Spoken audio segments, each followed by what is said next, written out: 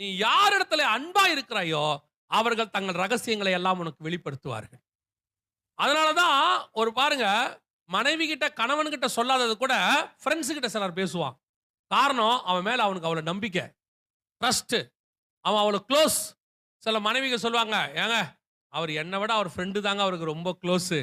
அவருக்கு தான் எல்லாம் தெரியும்பாங்க. காரணம் என்ன? அவ்வளவு நெருக்கம். தன்னிடத்தில் அதிகமாய் நெருங்குகிறார்களோ அவர்களிடத்தில் கர்த்தர் தம்முடைய ரகசியங்களை வெளிப்படுத்த வல்லமை உள்ளவராய் இருக்கிறார்.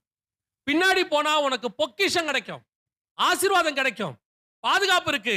ஆனா சாஞ்சி கொண்டாதான் பரலோகம் திறக்கப்பட்டிருக்கும்.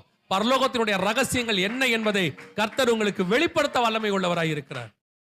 பின்னாடி போனது ஒரு காலம். இதே யோவான் பின்னாடி போனது ஒரு காலம். இதே யோவான் கர்த்தரை பின்பற்றி 3 வருஷம் வந்த ஒரு காலம். அதெல்லாம் கரெக்ட் தான்.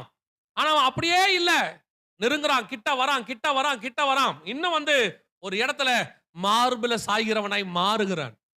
அப்படியே சாயறான். இப்போ இதுல இன்னொரு விஷயம் என்ன தெரியுமா இருக்கு? இவங்கெல்லாம் கேட்டா சொல்ல மாட்டேன்னு சொல்வார்ல, இவன் கேட்டா கண்டிப்பா சொல்லுவார். ஏன் தெரியுமா?